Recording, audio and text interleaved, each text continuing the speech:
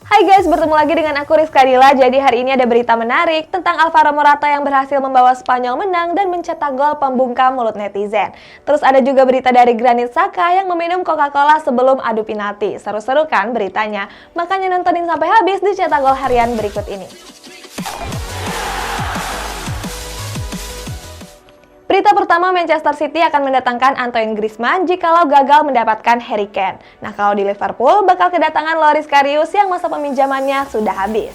Terus di Manchester United untuk Jules Koundé katanya ditolak oleh Sevilla karena terlalu murah. Simak selengkapnya berikut ini.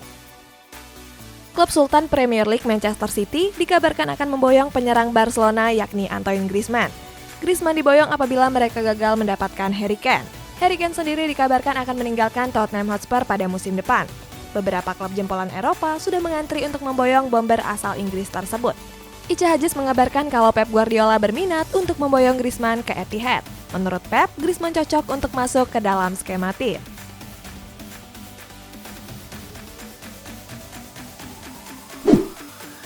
Loris Karius mengaku hengkang ke Union Berlin adalah sebuah kesalahan. Karius sendiri bersiap untuk memutuskan masa depannya di Liverpool. Seperti diketahui, Karius adalah kiper Liverpool yang saat ini dipinjamkan ke Union Berlin. Masa peminjaman Karius sendiri akan berakhir di bulan Juni ini. Penjaga gawang berumur 28 tahun ini belum pernah tampil memperkuat Liverpool lagi sejak blunder fatalnya pada final Champions League tahun 2018 silam. Jules Koundé memang disebut akan angkat koper dari kota Sevilla. Kabarnya Manchester United jadi klub terdepan yang berminat untuk memboyong Koundé di jendela transfer nanti. Kabar terbaru menyebut kalau Manchester United sudah mengajukan tawaran sebesar 45 juta euro. Nantinya Koundé akan diduetkan dengan Harry Maguire di jantung pertahanan skuad Setan Merah. Tetapi sayang Direktur Olahraga Sevilla menolak tawaran tersebut. Alasannya tawaran Manchester United dinilai terlalu murah. Berpindah ke Spanyol, Barcelona berminat untuk mendatangkan bek Chelsea yakni Marcos Alonso. Kalau Atletico Madrid justru pengen banget merekrut Sergi Roberto. Sedangkan di Real Madrid katanya bakal menyambut kedatangan Gareth Bale dengan hangat. Dilansir dari Mundo Deportivo, Barcelona disebut ingin memboyong Marcos Alonso ke Camp Nou. Sang pelatih Ronald Koeman terkesan dengan performa bek Chelsea tersebut. Koeman bahkan sudah memantau Alonso sejak dia masih melatih di Everton.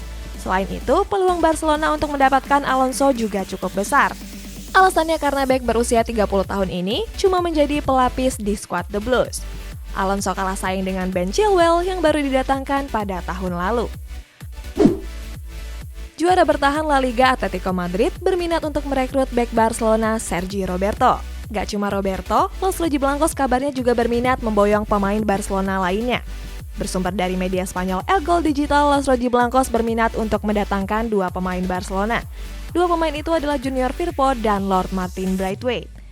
Akan tetapi Atletico Madrid harus menggelontorkan dana yang gak sedikit. Untuk mendatangkan jasa Sergi Roberto saja, mereka harus membayar 25 juta euro. Masa peminjaman Gareth Bale di Tottenham Hotspur akan segera berakhir. Sayap kanan Wales ini akan kembali ke pangkuan Real Madrid pada musim depan. Untuk itu, Presiden Real Madrid Florentino Perez menyambut kedatangan Bale ke Santiago Bernabeu. Perez mengatakan kalau Bale merupakan pemain yang sangat luar biasa. Dengan kedatangan Carlo Ancelotti sebagai pelatih anyar Real Madrid, Bale merasa lebih optimis. Alasannya karena keduanya sudah membahas posisi Bale di skuad El Real. Di sepak bola Italia, Inter Milan berminat untuk mendatangkan Hector Bellerin. Nah, sebelumnya Nerazzurri ini sudah mendatangkan Hakan Çalhanoğlu, tetapi langkah ini disayangkan oleh salah satu legenda mereka. Simak selengkapnya berikut ini. Setelah melepas Achraf Hakimi, Inter Milan disebut sedang mempersiapkan penggantinya. Kabarnya Nerazzurri berminat untuk memboyong bek kanan Arsenal yakni Hector Bellerin. Nantinya Bellerin akan menggantikan Achraf Hakimi yang hengkang ke PSG. Kabarnya Nerazzurri juga sudah melakukan kontak dengan sang agen. Inter Milan sendiri berencana untuk meminjam Bellerin dengan opsi pembelian di akhir masa peminjaman. Tetapi sayang The Gunners enggan melepas Bellerin dengan status pemain pinjaman. Legenda Inter Milan bernama Walter Zenga mempertanyakan keputusan Nerazzurri untuk mendatangkan Hakan Çalhanoğlu. Alasannya saat ini Christian Eriksen masih mengalami masalah jantung. Masa depan Eriksen di Giuseppe Meazza masih menjadi tanda tanya. Gelandang asal Denmark ini masih beristirahat dan belum dipastikan bisa membela Inter Milan di musim depan. Menurut Zenga, keputusan Inter Milan untuk mendatangkan Hakan akan menimbulkan permusuhan di antara fans Hakan dan fans Eriksen.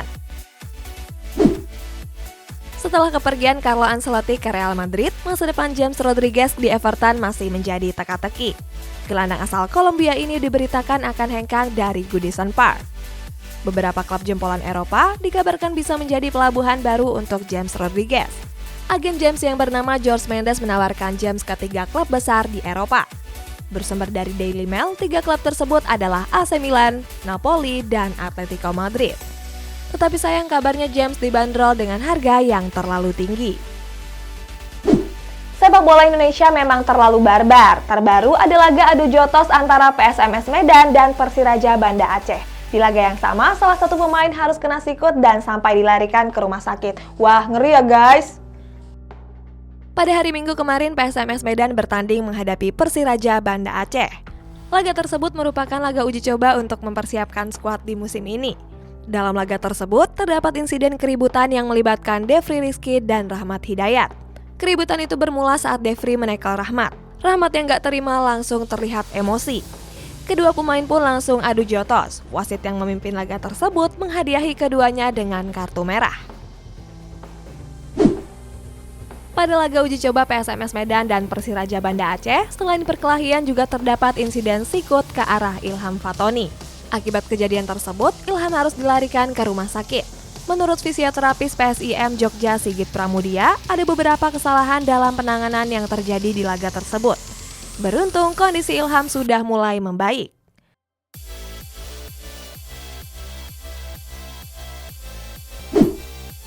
Pelatih timnas Portugal, Fernando Santos, mengungkapkan kalau banyak pemain Portugal yang menangis di ruang ganti. Momen tersebut terjadi setelah pertandingan melawan Belgia berakhir. Dalam wawancaranya, Santos mengatakan kalau pemain kecewa dengan hasil laga. Santos juga mengapresiasi para pemainnya karena sudah melakukan yang terbaik. Portugal sendiri sebenarnya berkesempatan untuk menang, akan tetapi mereka gagal memanfaatkan berbagai peluang, termasuk 29 tembakan yang tercipta dalam laga tersebut. Spanyol berhasil lolos ke babak perempat final setelah menyudahi perjuangan Kroasia dengan skor 5-3. Pada laga ini, Sergio Busquets berhasil menjadi man of the match. Selamat! Di laga babak 16 besar, Spanyol berhasil menang atas Kroasia dengan skor 5-3. Bertanding di Stadion Park Can, Luka Modric dan kolega harus pulang lebih cepat setelah mengakui keunggulan La Furia Roja. Skuad La Furia Roja menguasai jalannya pertandingan di mana mereka menguasai penguasaan bola, akurasi umpan, jumlah operan sampai jumlah tembakan. Kroasia unggul terlebih dahulu pada menit 20 melalui gol bunuh diri Pedri. 18 menit berikutnya, Spanyol mampu membalas melalui gol Pablo Sabria. Berikutnya pada menit ke-57, Spanyol berbalik unggul melalui gol dari Cesar Azpilicueta. Selanjutnya, Ferran Torres sukses menambah keunggulan skuad La Furia Roja pada menit ke-76. Pantang menyerah, Kroasia memperkecil kedudukan pada menit 85 melalui gol dari Mislav Orsic. Sementara Mateo Pasalic sukses menyamakan kedudukan pada menit 92. Skor imbang memaksa kedua tim melanjutkannya ke babak extra time. Pada babak extra time, Spanyol sukses menambah 2 gol tambahan melalui Alvaro Morata dan Mikel Oyarzabal.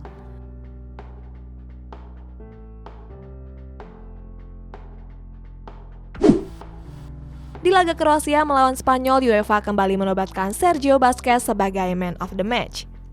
Gelandang Barcelona ini sukses melakukan 114 sentuhan dengan 1 umpan kunci. Bermain sebagai gelandang bertahan, Busquets berhasil melakukan 4 tackle dan 4 sapuan.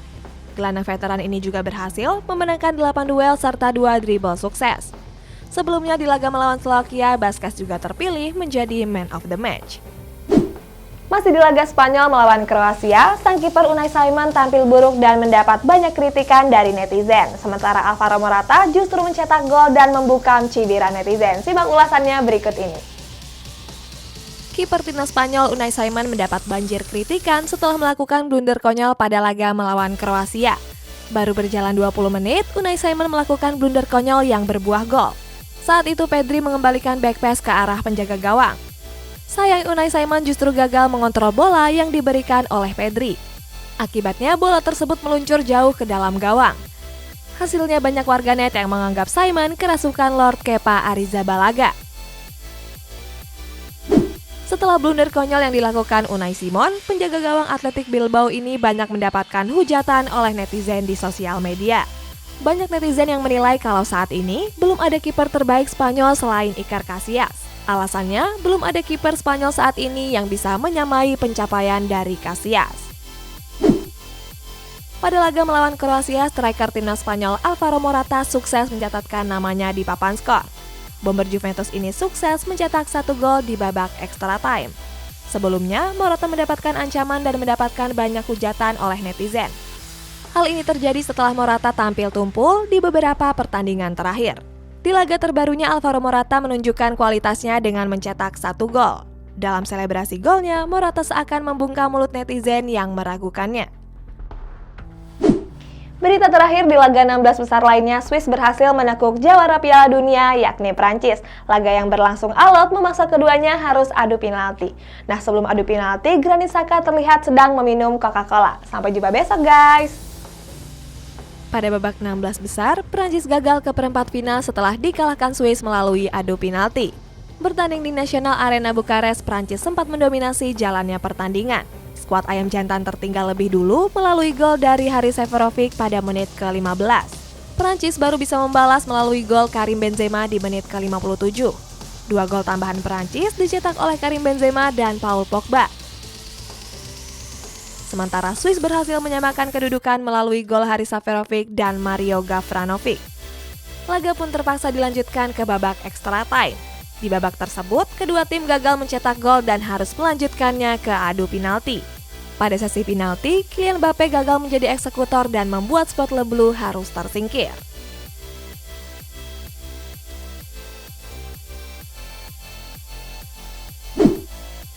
Pada laga melawan Perancis, gelandang bertahan Swiss Granit Xhaka terlihat sedang meminum sebotol Coca-Cola.